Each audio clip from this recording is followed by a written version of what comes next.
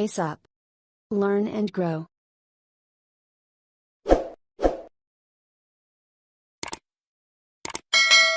Hello friends, welcome to our channel pace up. फिर से start करते हैं और फिर से रेडी हैं आज के नए टॉपिक के लिए। कोरिलेशन, जो हमने पिछले उसमें पढ़ा था कि बेसिक कोरिलेशन की क्या मीनिंग होती है, आज हम उसको कोरिलेट करेंगे अदर सब्जेक्ट्स के साथ, जो कि बहुत इंपॉर्टेंट है। इससे दो चीजें होंगी, एक तो आप समझ जाओगे कि मैथ कहाँ कहाँ यूज होती है, एंड सेकेंडरी जो भी इस चैप्टर से रिलेटेड आपको क्वेश्चंस आते हैं थ्योरेटिकल एग्जाम में, आप अपने आंसर को एक्सटेंड कर सकते हो, एलैबोरेट कर सकते हो बहुत ही इजी तरीके से, क्योंकि आप लोग सब वो पढ़ चुके हो या पढ़ रहे हो उन सब्जेक्ट्स को। तो टॉपिक स्टार्ट करने के पहले अगर आपने चैनल को सब्सक्राइब नहीं किया तो सब्सक्राइब कर लें, ताकि आगे आने वाले वीडियोस आपको हेल्प करते रहें आपके एग्जाम्स के लिए। तो अपना टॉपिक है आज का correlation between mathematics and other subjects. Hindi में गणित और अन्य विषयों के बीच पारस्परिक संबंध, यानी क्या रिलेशन होती है, मैथ सीख के हमें क्या फायदा होता है बाकी सब्जेक्ट सीखने में। तो कोरिलेशन का मतलब है दोनों के बीच में रिलेशन बनाना, या क्या एक दूसरे से उनको हेल्प मिलती है। तो सबसे पहले हम पढ़ते हैं correlation between mathematics and science. पहला है फिजिक्स, केमिस्ट्री, बायोलॉजी या फिर साइंटिफिक एक्सपीरियंस में क्या क्या आता है।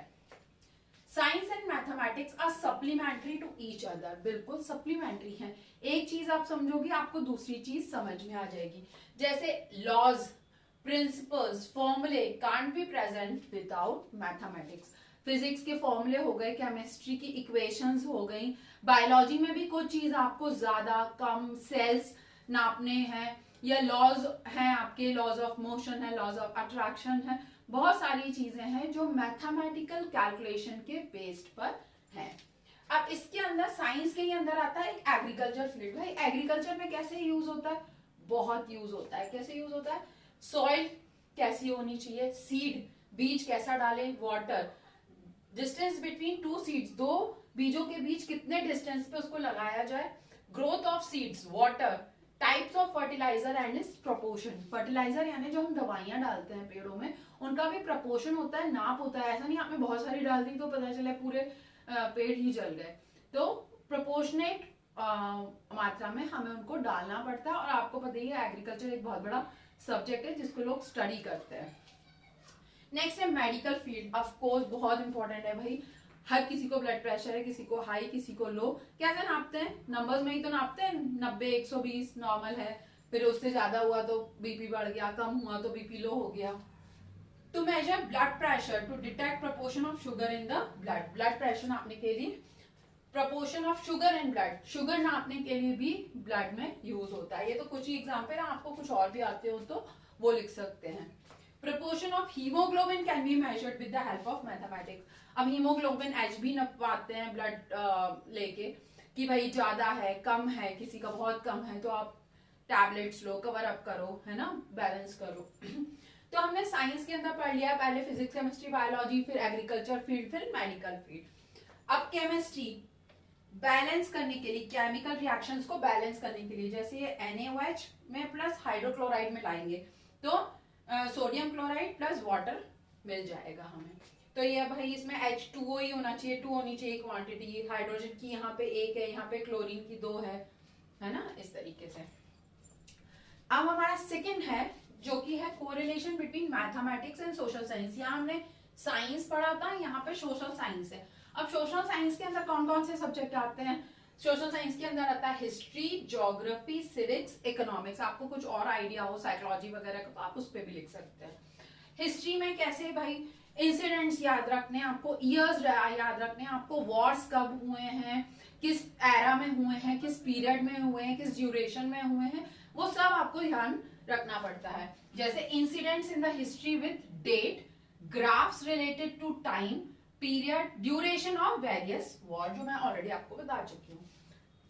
ज्योग्राफी में बहुत सारी चीजें समझने के लिए, study of motion of earth, motion of earth समझेंगे, day and night, eclipse, geographical places of villages, cities, rivers, seas, ocean, hills etcetera, कितने डिस्टेंस पे कौन सी चीज है, किस जगह पे है, मोशन, एक बार में अर्थ कितनी बार रोटेट हो रही है, या बाकी प्लैनेट्स उसकी तरफ कैसे रोटेट हो रहे हैं।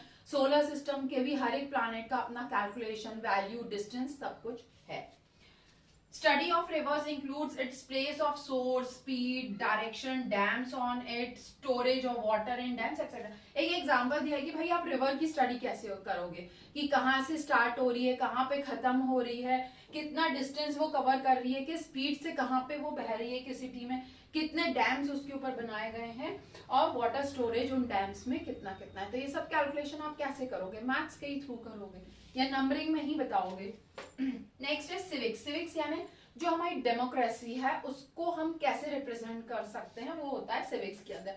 अब सिविक्स के अंदर आप पढ़ सकते हो कि कितनी सीट्स हैं लोकसभा में, राज्यसभा में, कितने वोटर्स हैं, कितने ईयर्स के लिए उनको चुना गया है, वो सारी चीजें भी आप नंबर में ही करते हो। Number of MLAs in Lok Sabha and Rajya Sabha, their duration, number of voters, vote counting, number of seats won in election, income, source of center, state and local bodies। Income का सोर्स भी हमें पता चलता है कि कैसा है उनका, लोकल और सेंट्रल या स्टेट का, कहाँ से कैसे कैसे इनकम जनरेट हो रही है। अब इकोनॉमिक्स। इकोनॉमिक्स यहाँ पे जहाँ पे मनी के बारे में बात आ जाती है, तो वहां पे कैसे होती है, नेशनल इनकम कैसे हो रही है, फाइनेंशियल प्लानिंग क्या है अगले 5 साल की या 1 साल की, लोन से इनकम जो आ रही है, other taxes, budget, audit, purchase, sale, etcetera. तो ये सारी चीजें इस तरीके से मैथ से कोरिलेट होती है। अगर आप मैथ पढ़ते हो तो ये सारी चीजें भी आपको इजीली समझ में आती हैं। इस तरीके से मैथ सबसे कोरिलेट होता है जिसका पारस्परिक संबंध है। तो होपफुली आपको वीडियो पसंद आया होगा। नेक्स्ट वीडियो में हम मैथमेटिक्स के मीनिंग, उसके और भी सारे जो सेक्शंस हैं उससे रिलेटेड वो हम पढ़ेंगे। तो नेक्स्ट वीडियो तक के लिए thank you and bye bye. Video पसंद आया तो लाइक, शेयर और सब्सक्राइब जरूर करें। Thank you, bye bye.